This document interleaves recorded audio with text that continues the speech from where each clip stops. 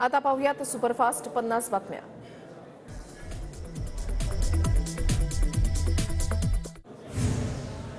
आमचं सरकार राजकारण विरहित विकासामध्ये राजकारण आणू इच्छित नाही। बारामतीकरांच्या विकासासाठी सरकार हात आखडणार नाही। मुख्यमंत्री शिंदेंचं बारामतीकरांना आश्वासन।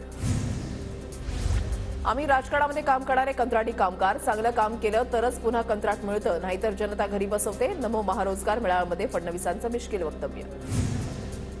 एक दिवस बारामतीला नंबर 1 तालुका करेन, पण बारामतीला नंबर 1 बनवण्यासाठी तुमची साथ लागणार। नमो महारोजगार मेळाव्यातून अजित पवारांचं बारामतीकरांना आवाहन।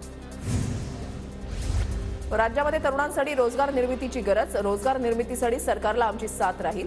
नमो रोजगार मेळाव्यातून शरद पवारांचं वक्तव्य। बारामतीमधल्या महारोजगार मेळाव्यानिमित्त शिंदे, फडणवीस, अजितदादा आणि शरद पवार एकाच मंचावर। शरद पवार, सुप्रिया सुळेंनी अजितदादांशी बोलणं टाळलं।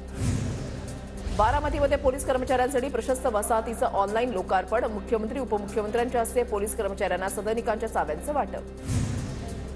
पुण्याच्या तुळापूरमध्ये शिंदे, फडणवीस आणि अजितदादांच्या हस्ते विविध विकास कामांचं भूमिपूजन। तुळापूरमध्ये तिघांची सभा, सभेची जय्यत तयारी सुरू।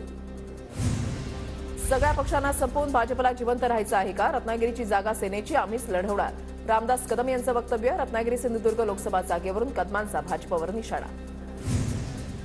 रामदास कदम जे बोलले त्यावर एकनाथ शिंदे निर्णय घेतील। कदमांचं मत म्हणजे महायुतीचं मत नाही। चंद्रशेखर बावनकुळेंचं वक्तव्य। तर भाजपने नेहमीच घटक पक्षांना सन्मान दिला, बावनकुळेंची प्रतिक्रिया। रामदास कदमांनी मनातली खतखत बोलून दाखवली, कदमांच्या नाराजीवर वैभव नाईक यांची प्रतिक्रिया। तर रामदास कदम शिवसेनेतून बाहेर पडल्यावर त्यांची किंमत राहिली नाही, वैभव नाईकांची टीका। महायुतीमधल्या संघर्षाची सुरुवात, रामदास कदमांच्या वक्तव्यावरून थोरातांची महायुतीवर टीका। खरा पिक्चर निवडणूक जवळ आली की दिसेल, थोरातांचा दावा। शिखर बँक घोटाळ्याचा सी समरी अहवाल सादर, 15 मार्चला अहवालावर सुनावणी। 70,000 कोटींच्या सिंचन घोटाळ्याचे आरोप असतानाही अजित पवारांना डीसीएम बनवलं। सिंचन आणि शिखर घोटाळ्यावर फडणवीसांनी उत्तर द्यावं, तर भविष्यामध्ये अशोक चव्हाणांना देखील क्लीन चिट मिळणार, संजय राऊतांचं वक्तव्य। पुण्याच्या कात्रज चौकामध्ये सुनेत्रा पवारांचे भावी खासदार म्हणून banner. Republican Party of India Sachin Kharat गटातर्फे बॅनरबाजी। घड्याळ तेच वेळ नवीन, मतदारसंघ तोच, खासदार नवीन, बॅनरवर उल्लेख।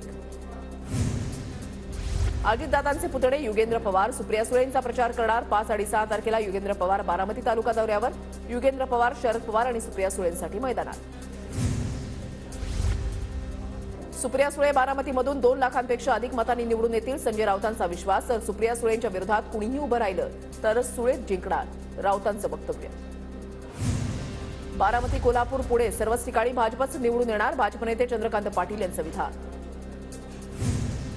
रत्नागिरी सिंधुदुर्ग लोकसभेवर आमचाच विजय होणार, विनायक राऊतांचा 100% पराभव, आशिष शेलारांचा दावा।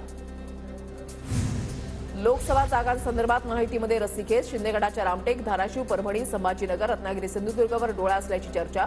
दक्षिण मुंबईच्या जागेवर भाजपनं विशेष लक्ष केंद्रित केल्याची माहिती। डॉक्टर अंकुश देवसरकरांची हिंगोली लोकसभा लढवण्याची तयारी। देवसरकर हे अशोक चव्हाणांचे निकटवर्तीय, चव्हाण भाजपमध्ये गेल्यानं देवसरकर महायुतीकडून लढण्याची चर्चा। शिरूर लोकसभेसाठी माजी आमदार विलास लांडेही इच्छुक, अजित पवार माझ्यावर अन्याय होऊ देणार नाहीत, विलास लांडेंचा विश्वास। तर अमोल कोल्हे माझ्यामुळेच खासदार झाले, विलास लांडेंचं वक्तव्य। मवियामध्ये कोणतेही मतभेद नाहीत, प्रकाश आंबेडकर मवियाच्या बैठकीमध्ये सामील होणार, संजय राऊतांचा दावा। शिंदेगड आणि अजित पवार गट कमळावरती निवडणूक लढवणार, तर चोरलेल्या पक्षासोबत मतं चोरता येत नाहीत, संजय राऊतांचा शिंदेसह अजित पवारांवर निशाणा। दुसऱ्या खासदारकीच्या टर्मसाठी मी मैदानात, खासदार नवनीत राणांचं वक्तव्य। नेते माझी मंचावर बसून खिल्ली उडवत होते, पण ते लोक हसत गेले, मी शिकत गेली, नवनीत राणांचं अमरावतीच्या एका कार्यक्रमामध्ये वक्तव्य।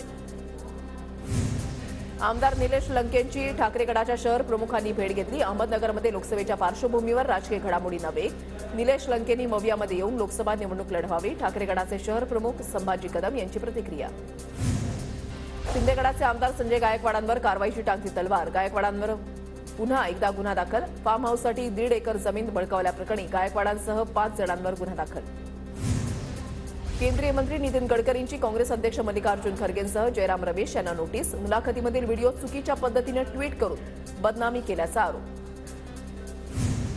मुख्यमंत्री एकनाथ शिंदेंनी घेतलं भराडी देवीचं दर्शन, शेतकऱ्यांवरील संकट दूर होऊ दे, मुख्यमंत्र्यांचं भराडी देवीला साकडं।